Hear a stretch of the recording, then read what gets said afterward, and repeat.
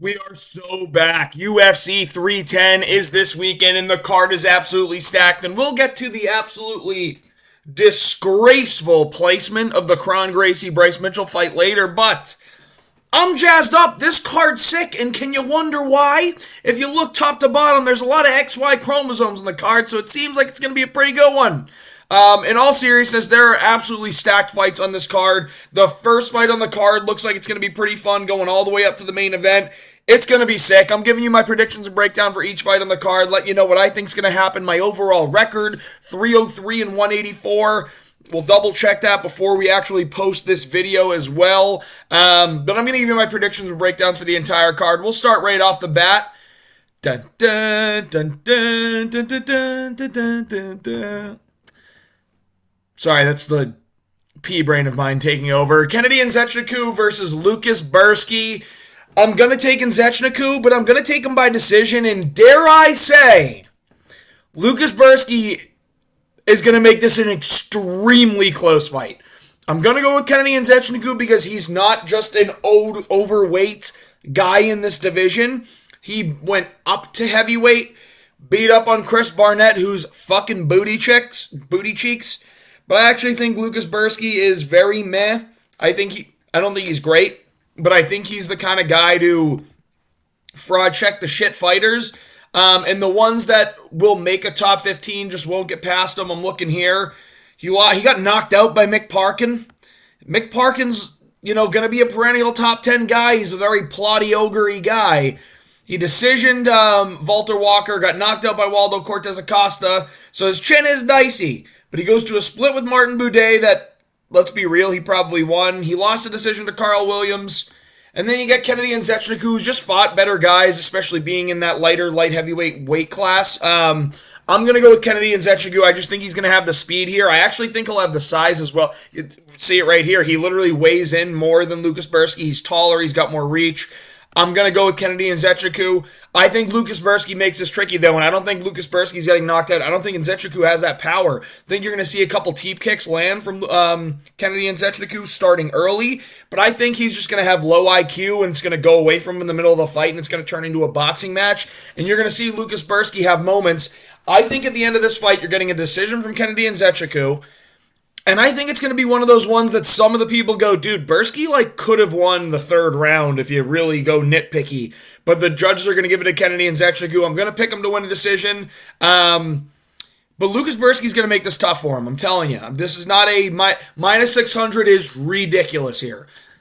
I'm picking Nzechukwu, but if you're looking for a bet, your bet is either Nzechukwu by decision or it's Lucas Bursky to win the fight at plus 425 because it's a big line, and I think it's going to be a lot closer than people think. But we're going to move on. Clay Guida versus Chase Boars Hooper. Chase Hooper, the real Hamzat Chimaev, the real Charles Oliveira, all that good stuff. Guy's a monster. We're big Chase Hooper fans on this channel. I actually think he's improved significantly from when we first saw him in the UFC. Filled out at 155. He's even big for 155 as well, physical frame-wise. 6'1", 74 inches of reach. And I think he's got a pretty easy matchup here in Clay Guida. I think they gave him a layup. He's minus 1,300 favorite for a reason. I think this guy can out-grapple the shit out of Clay Guida. And I think his striking's improved enough to thwart any kind of attempts that Clay Guida makes to get a finish in this fight. I think you're going to see moments. Clay Guida's the same guy every fight. It doesn't matter if you're good at submissions. He's not going to change his fight style for you. I can just see Chase Hooper getting a submission in the first round with Clay Guida. They're standing on the feet. Chase Hooper gets a couple low kicks off, lands a couple. He's probably going to land more body kicks than kicks to the legs, honestly. I just see Chase Hooper's landing a couple of those on Clay Guida. And then I think you're going to see Clay Guida start to blitz him with crazy 1-2 combinations. Chase Hooper's going to end up just being able to stay at range, maybe catching him with an elbow on the way in, couple punches, be able to move to the side. Clay Guida's going to get frustrated and just instinctively panic shoot a takedown, and Chase Hooper's just going to jump guillotine and end up turning it over to a mounted guillotine and win by submission in the first round. Going round one, mounted guillotine by Chase Hooper. It's going to be off Clay Guida making a mistake, just blitzing in because he'll never change his fight style. He's 42 years old. Chase Hooper's getting better every fight. Clay Guida's on his way out of the sport. Wish they gave him a little bit of more of a retirement fight type option here, but they kind of just fed him to the guy that's up and coming. And I think Chase Hooper's going to submit him in round 1. I think he's going to latch up a guillotine, turn it over, get mounted, and then submit Clay Guida. Round 1, Chase Hooper's going to win. Max Griffin versus Michael Chiesa. Now, don't sleep on the ability of Max Griffin to throw away this fight, even though I do think he is the better fighter on the feet. I think he's got more power. I think he can sprawl, and I don't think Michael Chiesa's good at actually getting the fight to the ground. He's great when it's on the ground, but he's not great at getting it there. He's like the Tabitha Ricci of welterweight. Except the judges don't just gift him decisions because that cake. Sorry, Michael Chiesa, you don't got that Tabitha Ricci thing on you. Jeff Molina might think so, but like John Jones might think so, but I'm going to go with Max Griffin to win this fight by a shitty split decision. I think this is such a fucking toss-up of fight. If it gets to the ground, I expect Chiesa to be able to kind of dominate when it gets to the ground, maybe even latch up a submission, but I think Chiesa's going to really struggle to take it to the ground. I can see a super low IQ move from Max Griffin here where Chiesa shoots, Max Griffin stuffs the takedown, and he goes, whoa, I might sneaky have the wrestling advantage here. And then he goes for a takedown, and Mike Chiesa jumps a guillotine and ruins a bet. But I'm going to bank on Max Griffin to be smart enough to keep this on the feet. I know it's crazy to say we're going to bank on Max Griffin's fight IQ here, but I'm going to bank on Max Griffin to keep it on the feet here. And I think he's just going to be able to beat Michael Chiesa on the feet. I think that he can survive in situations. I think that, he grits down against the Jake Matthews and the Michael Morales. And while he loses, he still grits down and gets into the fights. Always finds a way to make it close. Even if it's a fight that he should win, he'll find a way to make it close for the other guy. If it's a fight that he should lose, he'll find a way to make it close for himself. He's just one of those guys that gets into close fights. I can see Chiesa getting the treatment from the judges here because it's Chiesa. But I'm going to trust Max Griffin's ability to keep... I almost want to pick Chiesa now that I'm thinking about it.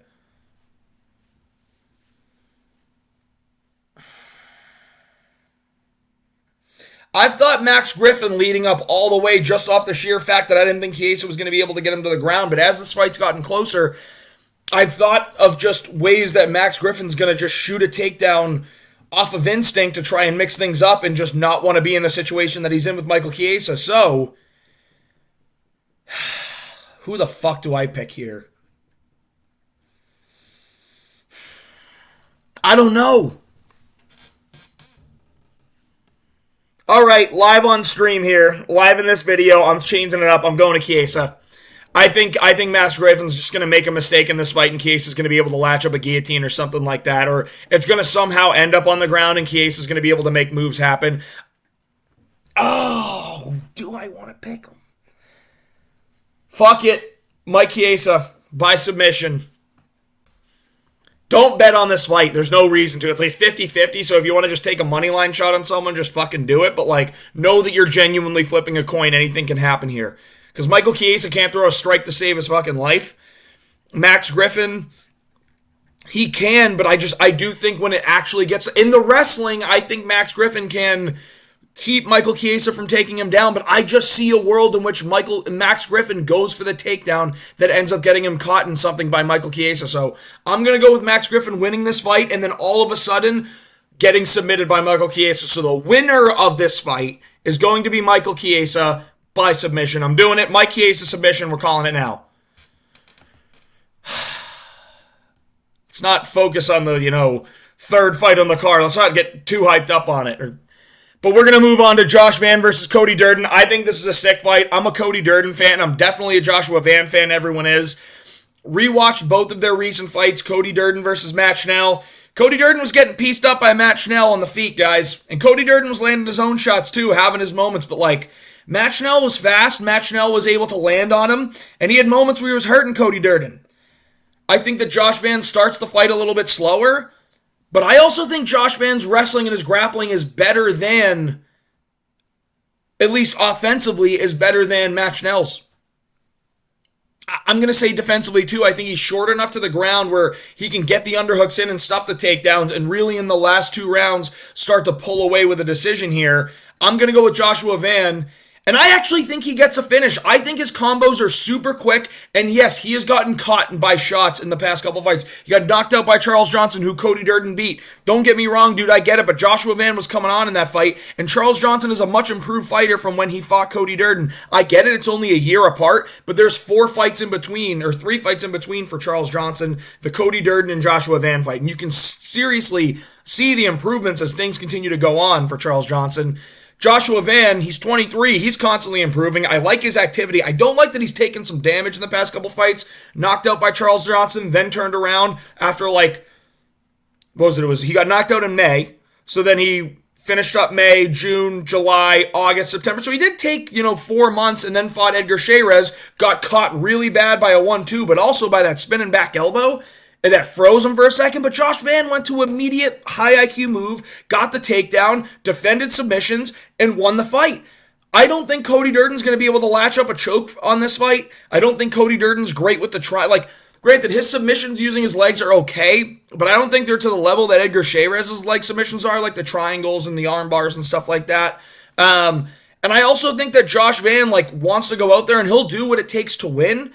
He'll go out there. If there's a moment, now I don't love that he goes for leg locks, we saw him go for a leg lock, but at points in time, when he wants to make a statement, when he wants to show that he's able to do something, he just goes for the win.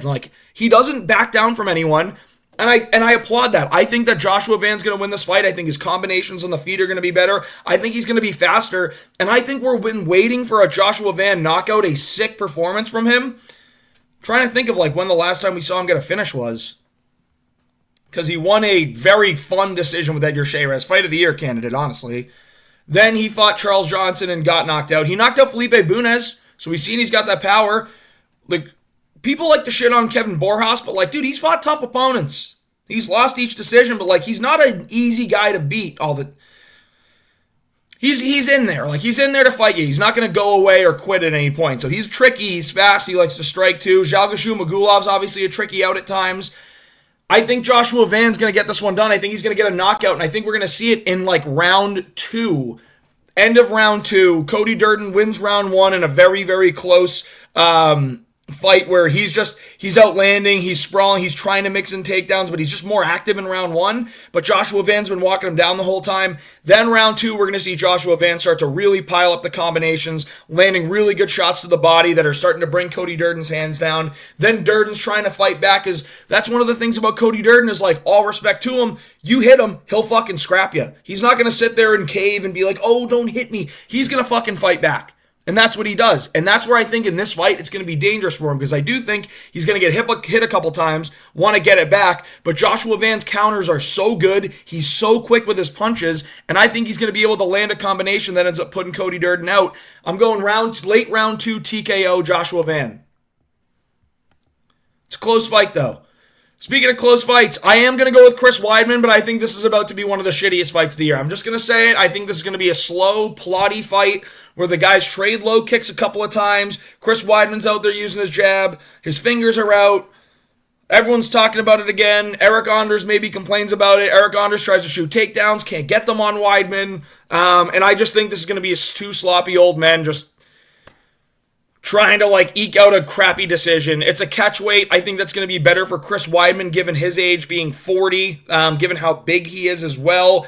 Listen, I know Eric Anders is a big boy, and he's athletic, but Eric Anders is the one that pulled out of their fight due to injury. So I question, if he's able to turn around in 3 weeks and then all of a sudden he is 100% healthy. I question that.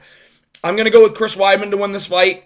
Think it's going to be a shitter. Think it's going to be a close, garbage, ugly-looking decision, but I do think Chris Weidman's going to do enough to get it done. Chris Weidman by a crappy decision. And those are the early prelims, guys. There are how many fights in the early prelims? Was that 4 or 5? Hello? Just freeze up on me? What are you guys seeing here? We're good. We're back. So, 1, 2, this thing's tweaking, man.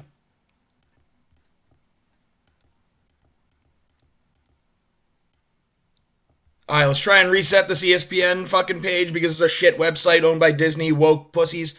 We got 1, 2, 3, 4, 5 early prelim fights. They're all sick fights. Then we get to the actual prelims. How the fuck is this open in the prelims and how is this not the prelim headliner? Just saying, that's how good of a card this is. Randy Brown, Brian Battle now.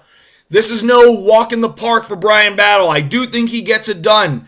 And the reason I say so is Randy Brown tends to have a frame and a size advantage against everyone he has, and he very pitter-pattery wins the fights. I know he knocked out Muslim Salikov, but if you're not fighting a 40-year-old, he very pitter-pattery goes out there, wins fights. Think he's a little chinny, think he gets caught from time to time. But when you're facing a guy like Brian Battle, like, dude, he's got TKOs on his resume now. Like, he knocked out Gabe Green in 13 seconds. He knocked out, forget the name of the Japanese guy, with a 2 head kick up top, almost like Leon did from the other side, like being from the orthodox stance. And he TKO'd Kevin Jousset. So, like, this guy's on a roll. He's got momentum. He's talking all that shit. If it goes to the judges' scorecard, I'm willing to bet that Brian Battle's going to get the edge because he's the promotable guy. Randy Brown doesn't really have a frame advantage in this fight. Yeah, he's taller by 2 inches, but his reach is only he's only got 1 inch of reach in his favor here.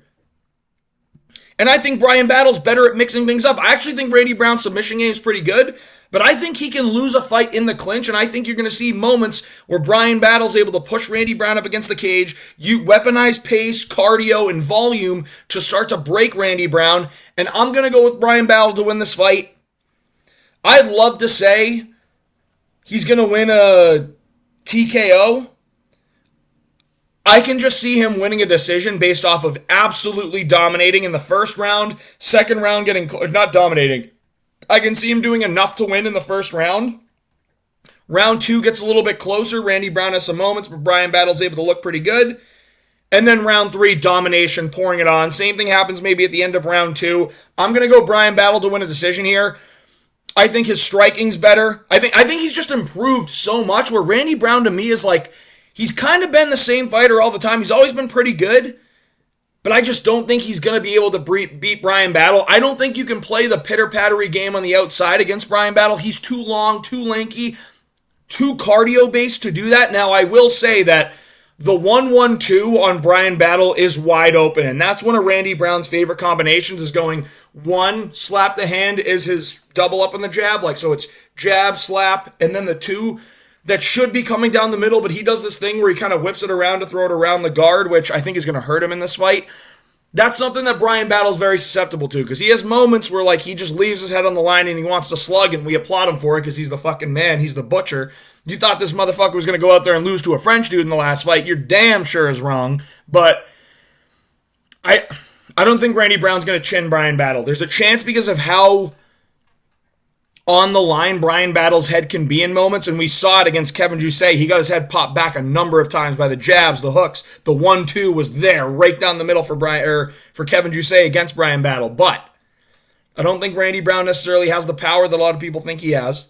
He knocked out Muslim Salikov. I think Brian Battle might have a little bit more power in his hands, and I also think he uses volume very, very well, and I think Brian Battle's tough as nails, dude. Like, he survived the fight with Renat Fakhretdinov when he was on the ground for 14 minutes getting beat up and smothered, and he just survived it. Like, other people just would quit, kind of like not want to do that.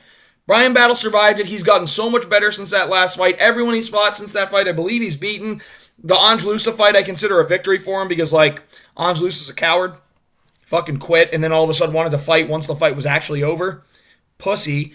I think Brian Battle's going to beat Randy Brown here. I think he's going to do it a decision, but this is going to be pretty competitive. But Brian Battle's going to get it done. Big Brian Battle fan. The tail to the title starts now. The Brian Battle title run really does start. It started a couple months ago, but the train is running right through Vegas this weekend. Brian Battle by decision. We're calling it here, and we move on. This not being on the pay-per-views is actually disgusting to me. I get there's chance that it's a boring fight, but this is literally a potential number 1 contender fight for Ilia Topuria. If, Diego Lopez and Alexander Volkanovski, we don't figure out who's next. Listen, you have Topuria beat the winner of this fight, and then you have Volk versus Lopez happen in February at UFC 312 in Australia. The winner of that fight gets the winner of Ilia versus the winner of this, which I think Ilia is going to beat anyone in the division. It doesn't matter who he fights. Now, leading up to this fight, let me just say, I had been gung-ho on Aljamain Sterling to win this fight, saying that listen, I get Evloev has gotten much better each fight. I get his striking has improved, and I think his striking is much better than Aljo's. But I think that sneaky, people don't realize that Aljamain Sterling might be better on the ground than Movsar Evloev. That's a hot take, I get it. But once it's on the ground, I think Aljo might be better. Think he can threaten with submissions in a way that Diego Lopez also could have. I think he is good wrestling too. I think he can get the fight to the ground in different ways that Diego Lopez struggled to. I just don't think his striking's that good. I know his striking's not that good. He makes it work at moments for him. But Movsar, like, I'm picking against him because I really don't like him. And that's the kind of the thing that I'm realizing here is I do think Aljamain Sterling can have moments where he can out-grapple Movsar Evloev. But I think Evloev's going to know that. I think Evloev's good enough to sprawl. Now, where Aljo takes people down very differently is he gets to your back super quick, super smoothly, and he can drag you to the mat from there, or he can just backpack you. And I think if he does get to a moment where he backpacks Movsar Evloev, he'll camp around out there and win the round because of it. And that's what scares me with, like, picking Evloev. Because I really do think at plus 210, Aljo's a sick pick here. He's a fucking bantamweight champion. Came up, dominated Calvin Kattar. And now he's got Movsar. I don't know.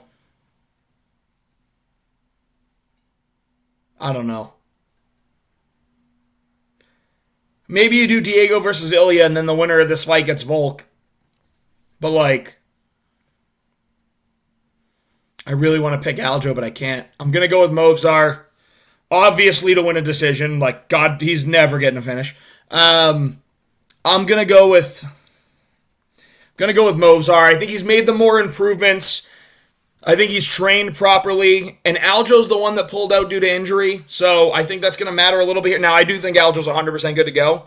And I think Aljo's going to have moments of success here. But I'm going to go 29-28 decision Movsar Evloev, where we're going to have one of those rounds where people don't really know how to score. So you will have some people calling it a robbery. But we're going to have one of those rounds where it's super close and no one really knows how to score it. Other than that, it's going to be 1-1. It's going to be up to the judges. I think they're going to go with the undefeated guy in Movsar Evloev.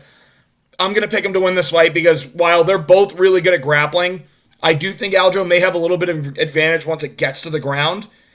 And I think he can give Movsar a different kind of grappling than he's fought before. I think Movsar is just levels above on the feet. His hands have gotten better. I hate to admit it. His hands have gotten better. His timing's gotten better.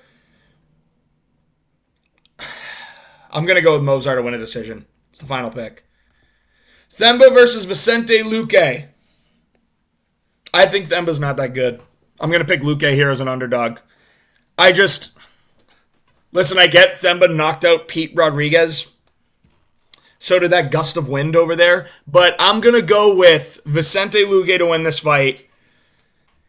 I like him as an underdog here, man. I like that he was prepared, and he was preparing to fight Nick Diaz, a totally different fight. I get it, but, like, I think Vicente Luque is a little bit better in the clinch than these guys that Themba tends to clinch up. Like, Themba goes to a competitive, boring decision with Nico Price. Themba goes to a competitive, boring decision with, again, not competitive. He dominated Ramiz Brahimaj, but all he did was hold him against the cage the whole fucking time and survive.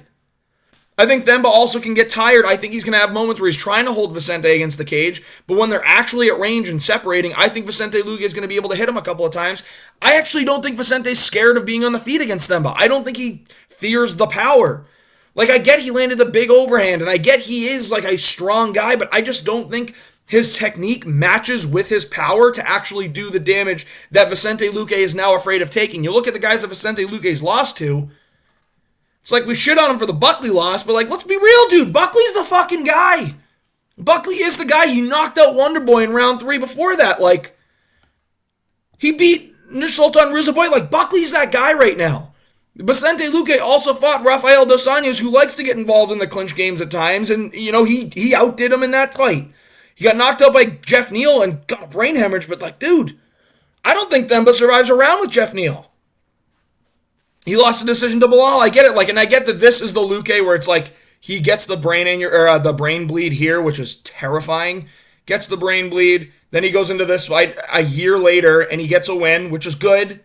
But then he fights Buckley and he did look like he quit. I don't think he's going to quit against a Themba Gorimbo. I don't. I don't think Themba's going to suck the life out of him in that fight. I don't think Themba's going to be able to like move as well as Buckley does. Don't think he has the power. Don't think he has the skill. Don't think he has the... Even though Themba's grappling's decent, I don't think it's on the level of Buckley's. Because I think Buckley mixes it up better. I'm going to go with Vicente Luque to win this fight. Dare I say Vicente Luque gets a cheeky little TKO in round 3. Round 3, cheeky TKO from Vicente Luque, maybe off of like an elbow in the break of the clinch when Themba pushes him against the cage. He reverses, lands a cheeky elbow that like Themba gets wobbled and he just starts teeing off against the cage and ends up getting the TKO. Vicente Luque, round 3 TKO, I'm calling it. Dominic Reyes, Anthony Smith. It's Dominic Reyes. The title run is so back. Dominic Reyes is so back. His striking's really... Guys, he's a really good fighter. I watched this man beat John Jones. I did. And then the second he got robbed, it's like, dude, he fights Jan Blachowicz. Tough fight. Guy who ended up becoming champ.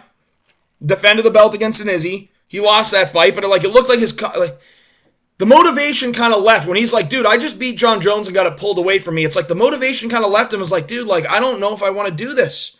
Then he fights Yuri in an absolute war where he's hurting Yuri really bad. It's just Yuri out-toughed him, which he out-toughs everyone. He did the same thing to Rakic when Rakic was beating his ass.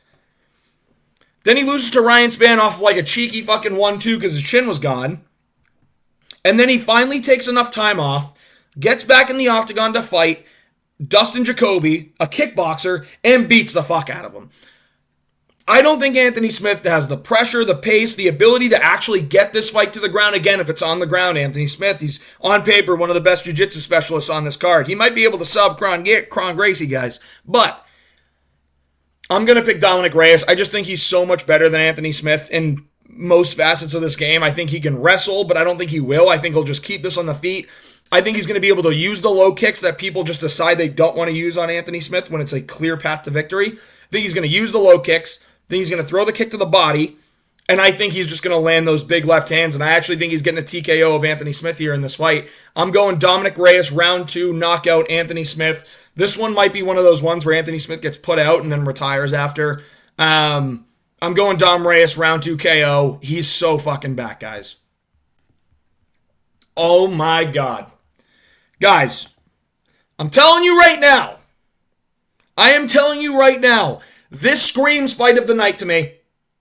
I love that this is on the pay-per-view. I love that people get to watch this fight. Whoever wins, if Nate Landwehr wins, he gets a sick post-fight speech, and you know it's a fun fight. If Doo Ho Choi wins, dude, Doo Ho Choi's fucking back. Get him in the rankings. Like, that's the narrative. I think that Doo Ho Choi is going to win this fight. I'm picking him as the underdog here. Think that they're going to end up scrapping and going to war, and while I do think Nate Landwehr has the grappling advantage, I think Doo Ho Choi has worked hard enough to be able to sprawl, defend takedowns a little bit better, and keep this on the feet. And I think if they start boxing, I think Doo Ho Choi's are going to be able to keep things tight, crispy, and get the knockout. I do agree that Doo Ho Choi didn't look like Doo Ho Choi in necessarily his last fight, but I think he was just warming back up, man. He went to a draw with Kyle Nelson, fun fight. He KO'd Bill Algeo, and I get it, it's Bill Algeo, like, he's tricky for guys, but Doo Ho Choi is just better than him, and Nate Landwehr is also better than Bill Algeo. But I think Doo Ho Choi is going to have one of those performances where he comes back and you go, dude, he's so back. Korean Superboy's back. Looks great in the boxing. Looks great in the takedown defense department. I'm going to go Doo Ho Choi to win this fight. And I think it's going to be an absolute war of a decision. I think this is going to be a bloody mess. These guys are scrapping back and forth. Sick fight. This is going to be fight of the night. This is going to be a fight of the year contender, man. I'm telling you, this is going to have like Rebecca Oralby vibes without the grappling. I think it's going to be like on the feet, fucking war. Nate Landwehr is going to be talking shit in the middle of the fight, hyping the crowd up. Doo Ho Choi is going to smile, dap him up in the middle of the fight. It's going to be all respect when they're in there, but they're slugging it the fuck out. All respect before, all respect during, all respect after, but it is going to be a war, fight of the night. I am telling you, this is the one you tune in for. This is going to be the fight that is going to make at least 250 people brand new MMA fans. People who don't watch the sport that turn on the pay-per-view, this is going to be one of those fights where they look and they're going to be like, holy fuck, this fight was so sick, I'm in this shit now. I'm going Doo Ho Choi to win, but this is going to be fight of the night, absolute scrap. Doo Ho Choi, 29-28, sick fight, absolute war. They're both all hyped up. The crowd's going crazy, and it leads into some old fucking Brazilian guy flopping around like a fish getting privileged because of his last name is the way that it is. Now tell me why this fight is on the main card. What the fuck is Kron Gracie doing on the main card when he's coming off of 2 losses in a row, back to back, against unranked competition? Now he's getting a ranked Bryce Mitchell on a pay-per-view where Joe Rogan's going to be commentating, and can you not see Joe Rogan just hitting us with the craziest fucking bullshit of, dude, this guy, how many times are we going to hear Joe Rogan say, oh, Bryce Mitchell's in real danger, man. He's in real danger. You do not want to be on the ground with Kron Gracie, man. This guy is seriously dangerous on the ground. Listen, buddy, this isn't Ryan Hall, okay? Because you did this with Ryan Hall and Ilia Topuria, and what did Ilia Topuria do? Beat his fucking ass. I can just see it, dude. I'm telling you right now.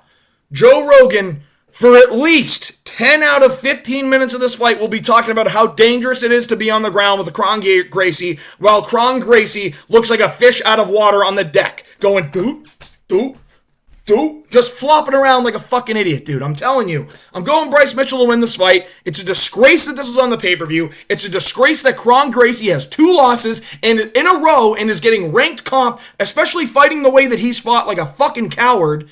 He's getting ranked comp coming off of 2 losses against unranked comp, and he's on the pay-per-view instead of, I'm spitting because I'm just getting so passionate, instead of Dom Reyes, instead of Vicente Luque, ranked fighter, instead of a former champ in Aljamain Sterling and an undefeated fighter in Movsar Evloev, instead of Brian Battle and Randy Brown, who fans are actually excited to see. The fuck are we talking about here, dude? What are we doing? Fuck you, Kron Gracie. You don't deserve this shit. You don't. I'm picking Bryce Mitchell. He's going to win a decision. Now, I do fear that Bryce Mitchell's going to grapple way too much in this fight, and it's going to get dicey at moments. But I'm going to go with Bryce Mitchell to win the fight. I just trust his ability to not get subbed by Kron Gracie if Charles Jourdain didn't. And I also trust his ability on the feet to be better than Kron Gracie, who's going to throw a few body kicks and then fall to his back and jump guard like a fucking coward. I'm going Bryce Mitchell to win this fight by decision. Shit fight, shouldn't be happening.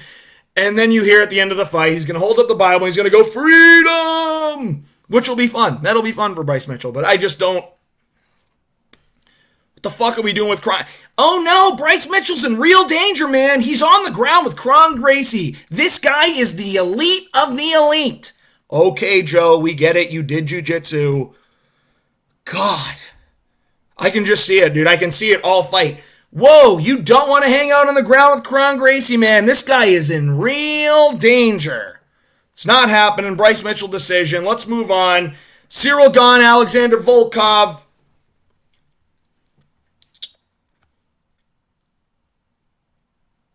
Let's just go through the underdogs that I've picked so far. Doo Ho Choi, 1. Vicente Luque, 2. Weidman went back to a favorite, so I've only picked 2 underdogs. How about a third, eh, pal? We're going Volkov. Do I think he get the decision? No. But I think Volkov's going to visibly win this fight in front of our eyes, and the judges are going to give it to Gane because they want Gane versus Aspinall. It's what they want. They want Aspinall to beat someone that he hasn't beaten before, so that way they can set the John Jones fight up. And I think they're just going to gift this decision to Gane. I think it's going to be a little pitter-pattery, but I think we're going to watch and be like, dude, Gane landed some good low kicks, but Volkov's hands were working a lot better. He actually outlanded Gane. He threw better combinations. He had Gane hurt at moments. And the winner by split decision, Cyril Bongamin Gane. That's just what we're going to get. Gane's going to win a robbery decision. I'm picking Volkov because I think in front of our eyes he's going to win this fight. I do. I think he's made more improvements. I think he's been better. I think he's training with Shavkat, which is huge. I think he is. I don't know if Cyril Gane is actually fully invested in this shit anymore. He's filming movies. He's turning down fights. He's saying he only wants to fight for the title. He's taking the fight that he thinks is easy. I bet he did not improve anything because he thinks this fight with Volkov is going to be the same. That's a Cyril Gane mentality. That's the soy French mentality that we're seeing right now, brother. Listen, I think Cyril Gane's too busy playing FIFA, too busy shooting movies and commercials, not spending enough time getting better at the gym and improving his craft, where I think Volkov, all he has done is gotten better and better and better. He has big momentum, coming off a big win streak. Yes, he came off of an injury, and that's why he couldn't fight in October on the pay-per-view. But I still think he's tough as nails. I think he wouldn't have taken this fight in December if he couldn't have. I'm going to go with Volkov to win this fight by decision here. I'm very well aware that they might just give Gane a decision. I think Volkov's going to win and they're going to give Gane a robbery. But I'm going to say that visibly watching this fight, we think Volkov's going to win, and I'm going to trust the judges to do the right thing for once. Alexander Volkov by decision, even though it might not be the best thing for the heavyweight division, because that means it's Volkov versus Aspinall for the rematch, and that just gives John Jones a whole nother reason to try and turn it down and say, dude, what, you beat the same guy? You already beat Volkov. Why don't you beat Gane like I did, who got beat by Volkov? Whatever. I'm going Alexander Volkov to win a decision here. Fuck John Jones. That's my underdog pick. Shavkat versus Ian Gary. Now, this line is ridiculous. I'm going to say that right now. This should be a minus 180 to plus 130 line. Something like that. Because I think Ian Gary is going to win the first round of this fight. I think he's going to stay on the outside. I think he's going to bother and annoy Shavkat. I think them training together is going to do a lot more for Ian Gary than it is Shavkat, because I don't think Shavkat really wants to change his style that much. I think he wants to walk forward, get into a war with you, and get a finish. Where I think Ian Gary is going to be the guy out there with not to Lucas Tracy this thing, but he's going to beakers and test tubes this thing, guys. He's going to pull out the beakers and the test tubes, and he's going to mix them all together, and he's going to stay on the outside, win the outside foot battle, play the old crafty vet game. That's my Lucas Tracy impression. It's all right. It'll get better, I promise. We keep working on these guys. We're going to keep working on them. But I think Ian Gary's going to be able to sit on the outside for the first round, kick the legs, land the jab, move around, dance around a lot. And I got to say, dude, while I'm big into making fun of Ian Gary for being a cuck, because he is, I got all the respect in the world for taking this fight, dude. This is a really tough fight. And it gave us the opportunity to say, hey, we got two of the highest level fighters in the division that are undefeated fighting each other for a number one contender spot. We don't get this that much in the sport anymore, guys. We don't get this in MMA much at all.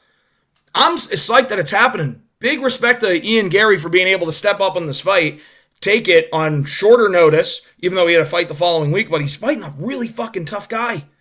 Shavkat versus Ian Gary is a sick fight. Round one, Ian Gary's going to win this round. Pitter-pattery, boring. Round two, Ian Gary's going to start doing the same thing. You're going to see Shavkat start to really walk forward and walk through these shots, because I don't think they're doing much damage to him. It's the other thing. I think Shavkat has a chin and a half, and I don't think he cares if he gets hit. But I trust the grappling and the clinch game of Shavkat Rakhmonov, where Rakhmonov's going to eventually get in so close, get the clinch, spam knees to the body, spam elbows, and as they break, start landing shots and punches in the combinations.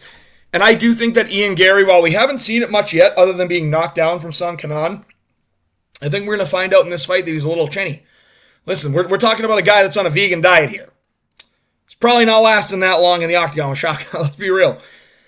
I think round two, you're going to have a moment where Shavkat really hurts Gary, and he's really having his moment. Shavkat's going to win round two based off the last minute and a half, doing the most damage while Gary was outside picking him apart the whole time. But Shavkat's going to have that moment in round two, and we go, oh shit. Round three is going to start. It's going to be Shavkat walking him down, marching him down, landing the good shots, landing elbows, getting a TKO.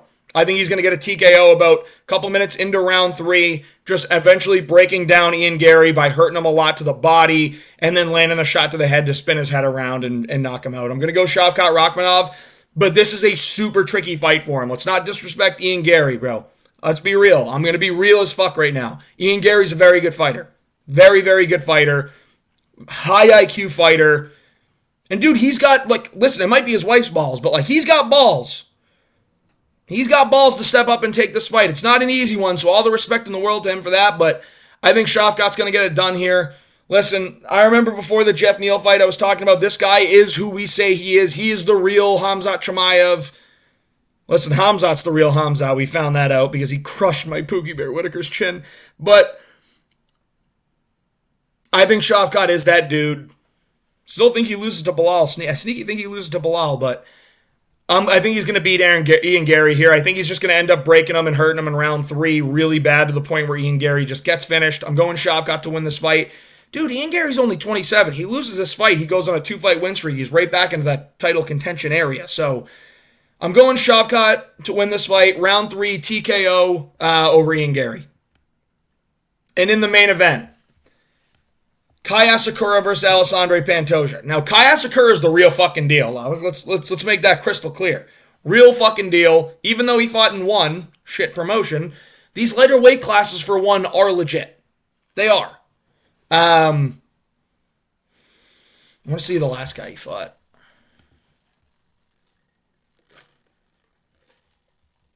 I'm sorry, I didn't mean one. Ryzen. And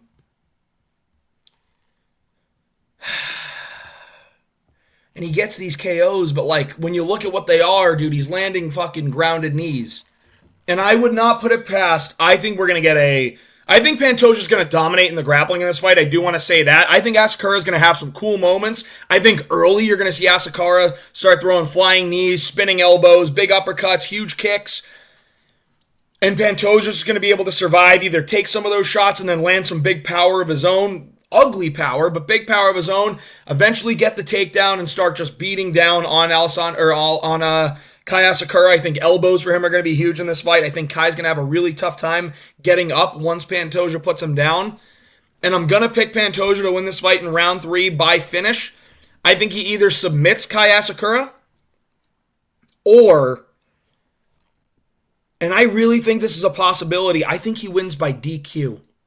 And I think I can see Kai Asakura finding a way to his feet somehow and just instinctively throwing a grounded strike to Alessandro Pantoja, where Pantoja's like on the ground and Kai Asakura just blasts a knee to his head while Pantoja has 2 knees on the ground, is like actually down. Not Movsar Evloev down on the ground playing the game where he's doing the hand stuff, because the hand stuff's not legal anymore. But I think he's going to actually be down, and Kai Asakura is going to have just a lapse in judgment because they don't have those same rules in Rising. You're allowed to knee grounded opponents.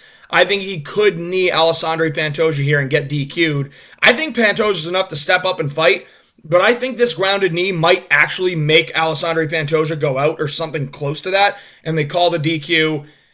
I'm going Alessandro Pantoja to win in round 3, maybe round 4, but I'm going to pick round 3 either by submission or a DQ. I think the grappling's too much. I think Kai Asakura is a really good fighter, but to throw him into the Alessandro Pantoja fight right away, it's a tricky fight, brother.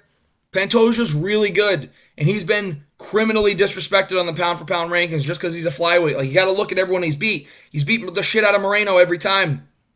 He's beaten Moreno every time. He beats Royval multiple times.